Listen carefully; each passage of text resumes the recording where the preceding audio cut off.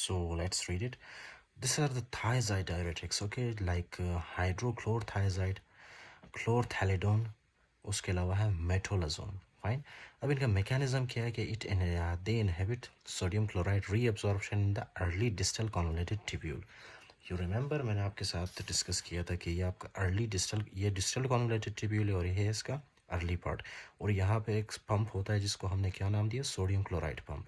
और ये इसी सोडियम क्लोराइड पंप को क्या करता है, इस तरह से इनहिबिट करता है, जिसकी वजह से सोडियम और क्लोराइड रीअब्जॉर्ब नहीं होती और सोडियम क्लोराइड क्या होता है, हमारे यूरिन के अंदर चला जाता है और सोडियम के साथ ही वाटर भी चला जाता है, राइट.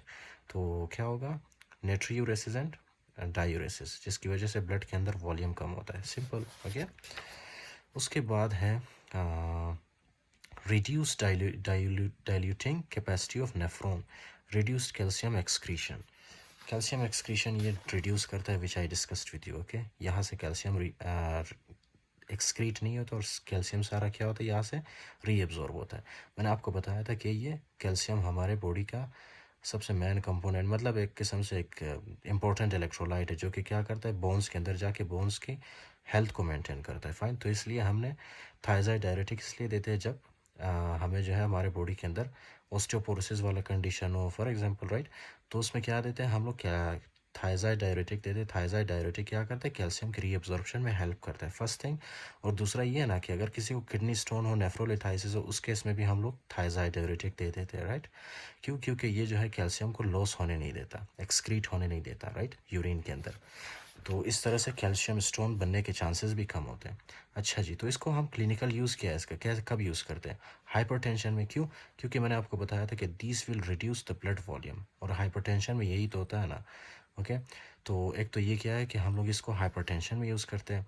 दूसरा हार्ट फेलियर की कंडीशन में, ओके, जब हार्ट काम नहीं कर रहा हो, हार्ट फेलियर वाला कंडीशन हो. Second is idiopathic hypercalciuria, right. अब क्या है, कुछ कंडीशंस, कुछ फैमिलियल कंडीशंस है ना, उसमें क्या है कि कुछ फैमिलीज ऐसी होती है, ऐसे होते हैं कि वो क्या है कि अपने यूरिन में, राइट, यूरिन के अंदर वो लोग ज़्यादा कैल्शियम पास करते हैं. अब ज़्यादा कैल्शियम अगर आप पास करोगे ना यूरिन में, तो क्या है कि ये जो कैल्शियम है ये कभी कभी क्या होता है, इस तरह से किडनी के यूरेटर्स में फॉर एग्जांपल यहाँ पे फंस जाते हैं कैल्शियम. ओके. ये आपके दो किडनीज़ है और ये किडनीज़ के बाद क्या है, ये आपको जो ट्यूब नज़र आ रहा है इस तरह से, ये है यूरेटर्स. तो यहाँ पे क्या होता है, कभी कभी कैल्शियम फंस जाते हैं, राइट. ये एक फैमिलियल का बीमारी है, ओके, कुछ लोगों में होता है ये. तो ये कैल्शियम है, जैसे ही आके यहाँ पे यूरेटर्स के अंदर फंस जाते हैं ना, तो यहाँ पे क्या है कि कैल्शियम स्टोन बनने के चांसेस ज़्यादा होते हैं इनमें. फाइन. तो अब इन पेशेंट्स को हम लोग क्या देते हैं, थायजाइड डायरेटिक. थायजाइड डायरेटिक क्या करता है, कैल्शियम को यूरिन के अंदर लॉस होने नहीं देता, ये कैल्शियम को वापस रीअब्जॉर्ब करता है हमारे बॉडी के अंदर, जिसकी वजह से नेफ्रोलिथाइसिस यानी किडनी स्टोन बनने के चांसेस बहुत कम हो जाते हैं. फाइन.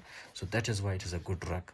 उसके अलावा आप जो है इसको नेफ्रोजेनिक डायबिटीज़ इंसिपिडस में यूज़ कर सकते हो. और ऑस्टियोपोरोसिस के कंडीशन में, ये तो मैंने आपको बताया था, ये क्या करते हैं, ऑस्टियोपोरोसिस अगर किसी पेशेंट को हो जिनका बोन्स वीक हो, राइट, तो आप क्या करते हो, थायजाइड डायरेटिक देते हो. थायजाइड डायरेटिक क्या करता है, हेल्प करता है यहाँ से कैल्शियम एब्जॉर्प्शन में. तो ये कैल्शियम क्या होगा, रीअब्जॉर्ब होकर हमारे ब्लड के अंदर आएगा और ब्लड से कहाँ पे जाएगा, ये हमारे बोन्स में. फाइन. तो इस तरह से ये क्या है कि बोन्स की हेल्थ को मेंटेन करता है. सिंपल. ओके. इंक्लूडिंग दैट इसके कुछ एडवर्स इफेक्ट्स है, जैसे कि हाइपोकैलेमिया. हाइपोकैलेमिया कैसे करवाता है ये, डू यू रिमेंबर, मैंने आपको बताया था सोडियम अंदर जाता है सेल के, जिसकी वजह से ल्यूमिन के अंदर क्या होता है, एक नेगेटिव एनर्जी क्रिएट होती है, राइट, इलेक्ट्रोनेगेटिविटी, जिसकी वजह से क्या होगा, इलेक्ट्रोनेगेटिविटी जैसे ही यहाँ पे क्रिएट होगी तो ये इलेक्ट्रोनेगेटिविटी क्या करेगा, पोटेशियम को सेल के अंदर से बाहर निकालेगा. क्यों? क्योंकि पोटेशियम के पास है पॉजिटिव चार्ज, तो नेगेटिव पॉजिटिव को अट्रैक्ट करता है. सिंपल. तो हमारे बॉडी के अंदर क्या होगा, हाइपोकैलेमिया, ये देख रहे हो आप, पोटेशियम की कमी होती है. फाइन. उसके बाद है यहाँ पे मेटाबॉलिक अल्कलोसिस. वो कैसे होता है, मेटाबॉलिक अल्कलोसिस इस तरह से होता है ना कि हाइड्रोजन आता है आपके ब्लड के अंदर, हाइड्रोजन आयंस होते हैं. ये हाइड्रोजन आयंस क्या होते हैं, यहाँ पे आपके सेल में आते हैं, कलेक्टिंग डक्ट में. फाइन. फिर यहाँ पे क्या है कि यहाँ पे जैसे ही आते हैं ना, इनको बाहर क्या होता है कि बाहर जो है यहाँ पे इलेक्ट्रोनेगेटिविटी ज़्यादा होती है, नेगेटिव चार्जेस ज़्यादा होती है. नेगेटिव चार्जेस क्या करता है, यहाँ पे जो पॉजिटिव चार्ज होता है ना, हाइड्रोजन आयन, इसको जो है सेल के अंदर से बाहर निकालता है. फाइन. तो ये जैसे ही सेल के बाहर आता है तो ये हमारे यूरिन में अपियर होता है. फाइन. जिसकी वजह से क्या होगा, ब्लड के अंदर हाइड्रोजन आयंस की कमी होगी और मेटाबॉलिक अल्कलोसिस होगा इससे. फाइन. एसिडोसिस नहीं, एल्कलोसिस होता है इससे, ओके, मेटाबॉलिक एल्कलोसिस, जिसकी वजह से क्या होगा, पीएच बढ़ जाएगा ब्लड के अंदर। Fine, so this is what happens. उसके बाद है हाइपरग्लाइसीमिया। हाइपरग्लाइसीमिया क्यों करता है ये, या first of all hyponatraemia. Hyponatraemia तो इस तरह से करता है ना, हाइपोनेट्रीमिया मैंने आपको बताया था कि ये क्या करता है, सोडियम को यहाँ से रीअब्जॉर्ब नहीं होने देता। एज अ रिजल्ट क्या होगा, ये सोडियम सारा हमारे यूरिन में चला जाएगा, दैट्स इट। तो हमारे बॉडी के अंदर सोडियम की कमी हो सकती है, फाइन, स्पेशली ब्लड के अंदर।